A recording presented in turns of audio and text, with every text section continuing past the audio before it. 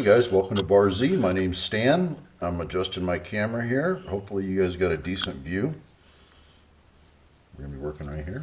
I got the rubber mat on right now, but we're going to do a couple of checks on a square that was sent to me and that I reground. This is a square for Keith Rucker. He sent me a magnetic cylinder square, and it is right here in this antique box.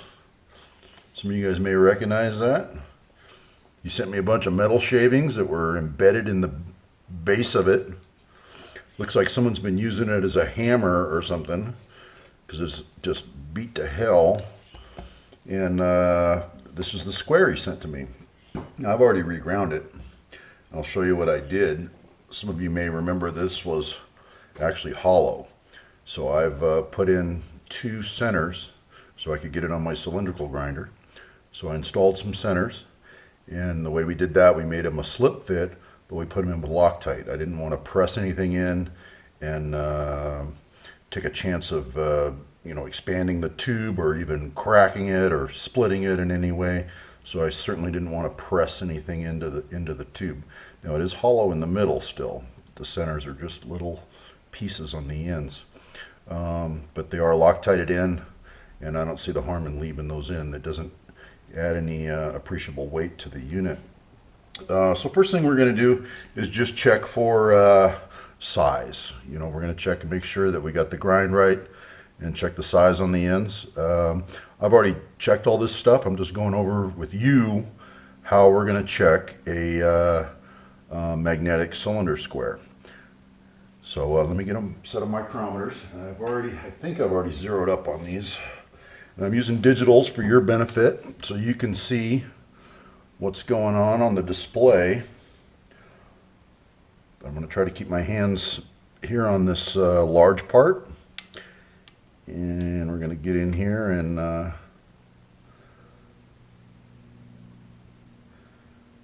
get on the small end of this thing.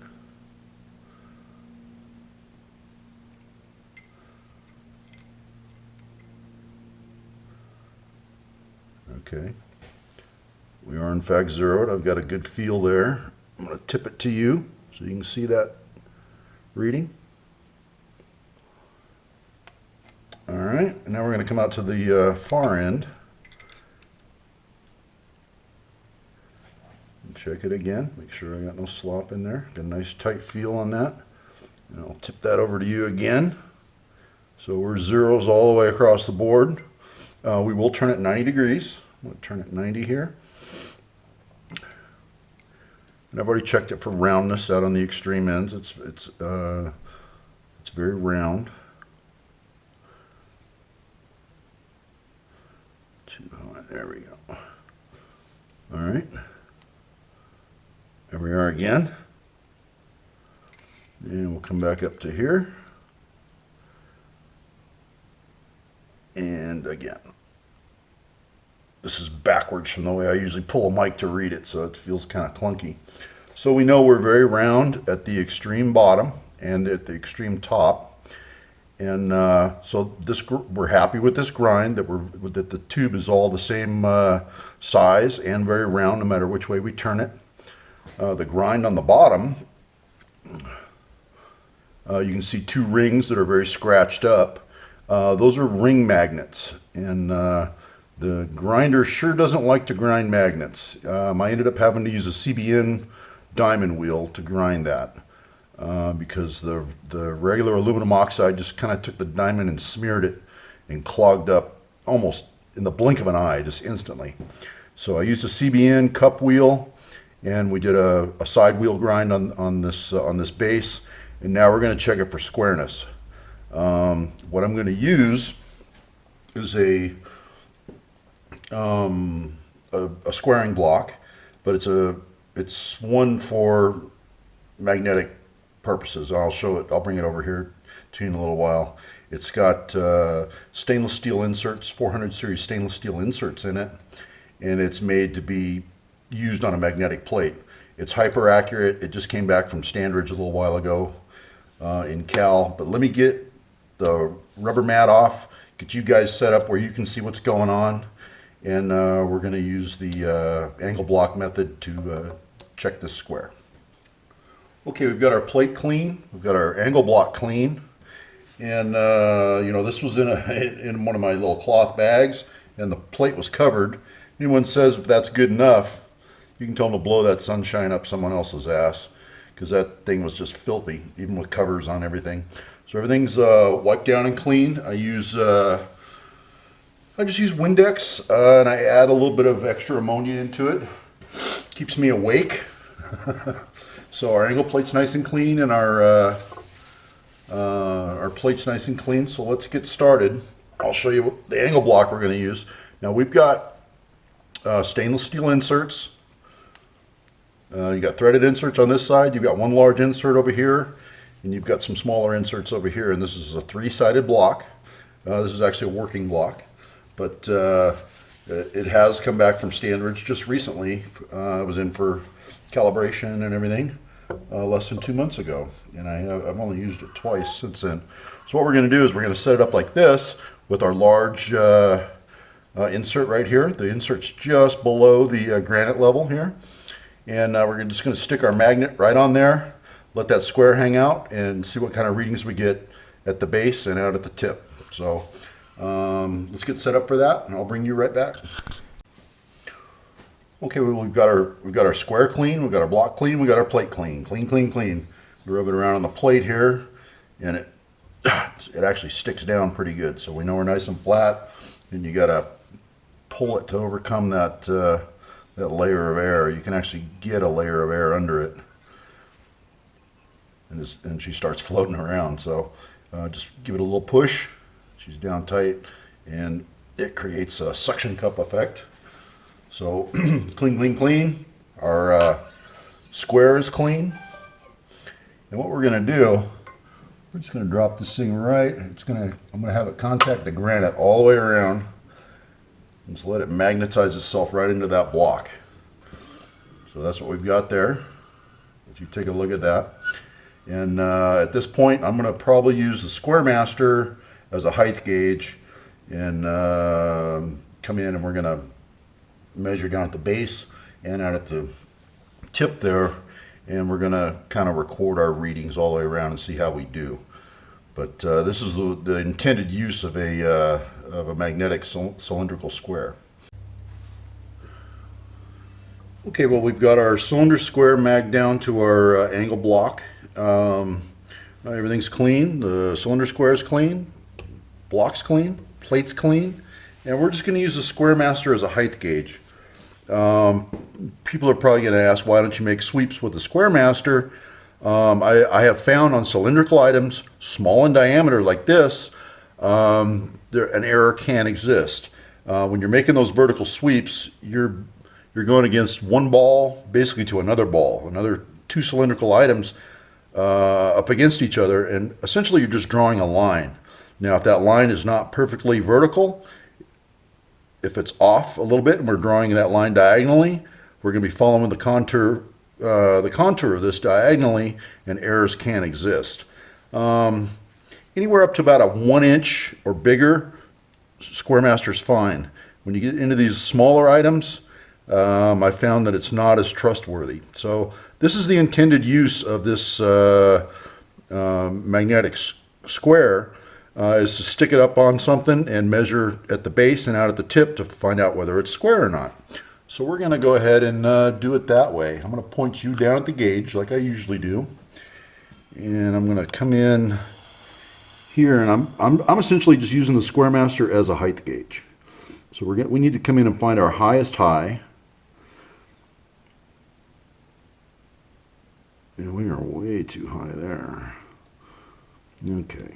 Let's get our highest number right there, and I'm going to take my little tapper and tap us down. It may sound like I'm just beating on the camera with a hammer, but it's just this little tiny thing I'm using to find zero. Okay, I'm a 10th low. Let's come on back and see if we can get that zero again. Okay, still a little low. Get it back on zero. All right, my read is 0 there. That's my angle. You're looking straight into the gauge. I'm looking at it from an angle. So my read from right here is 0. Now we're going to slide this whole block out and bring us in here. And I'm showing a 10th low. That's my highest high. So we're going to record that. We're a 10th off over 5.5 inches. So get you up here and talk a little more. What we're going to do is we're going to come in here with a Sharpie and record that's 1/10 low. And then we're going to rotate 90 degrees. We're going to do this in 4 different times. So that one was take 1. Okay, well we've rolled it around. We've recorded our error right here. So we had a 1/10 over 5.5 inches on as for an error. So we moved that over to the 9 o'clock position. We've got a fresh position here. So I guess we're going to work our way around counterclockwise, or for you metric guys, that would be anti-clockwise. Let's get you pointed back at the gauge. We're going to come in here and find our highest high. Okay, right there. Let's get you tapped back down to 0. And double check that high.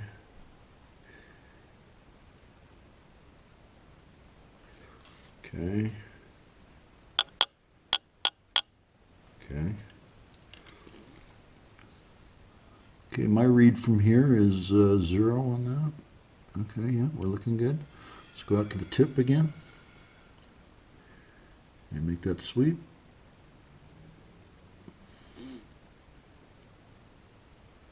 Okay, my highest there is 2/10, so I am 0.0002 off on that one. We'll sweep it one more time. Yep. We can come back and check a 0 and check our baseline here. Yep, we still got a good 0 there at our start point. Okay, so let's record that and we'll keep rotating. Okay, here we are on take 3. And we're getting zeroed up here.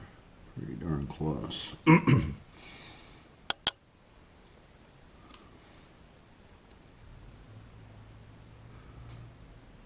Okay, looking good.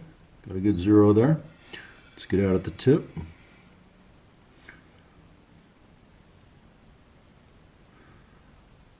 That one's high. My highest high is just over 1/10 there. So this one's in the positive. So that's I'm going to call that 1/10 or almost 1.5. So we're going to record that. So that one's plus 0.00015. Okay. Okay, we got one more to go, and we can. Then we're kind of done mapping this thing. I'm going to go ahead and turn it counterclockwise here, and all I'm doing is making sure I'm touching granite all the way around, and it's not falling down into that insert. I can feel it when it does. But this thing's got a heck of a magnet. It really sticks good. Okay. All right, we're ready to move on with our 4th. And the way things are going, we're probably going to read in the positive here. Let's get you back down where you were.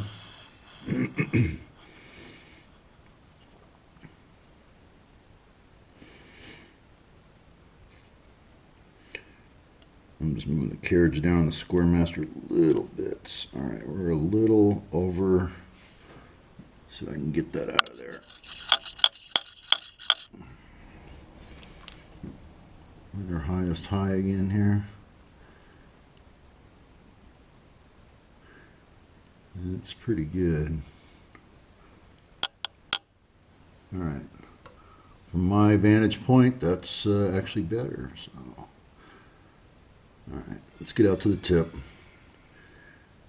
and check it out here. That one's pretty much right on the button there. That one's is a 0.0, so that's pretty darn good. Go back and check our base point again. This will qualify your measurement. Yep. All right. So I'd say we got a pretty accurate square here. This one's, I'm just going to call this one 0, 0, 0, 0, 0. All right. Let me get this over here and here. Let you guys kind of look at everything we're doing. And get that thing off of there. Boy, that sucker really sticks. The problem that's inherent to these is they're going to collect all kinds of metal chips. Boy, you're going to be spend all your time cleaning and wiping and making sure there's nothing underneath that sticking to the magnet. So, all right, but I think this thing's ready to go back. By the way, this belongs to Mr. Keith Rucker. And when I first got this, gosh, the thing was a banana. It sure looked like it had been dropped. And there was a big wave in the center. It would run true on this end and this end, but in the middle it had a bow to it, and it had a very bad wiggle to it. And I actually played hell with this, getting that out of there. I didn't want to take away too much out of the square and reduce this tube thickness, you know. And then now we're talking about weakening it and things like that. So this thing was in really bad shape when it came to me, but I think we got a usable tool here again. All right, guys, I hope you enjoyed the little metrology segment. Thanks for watching.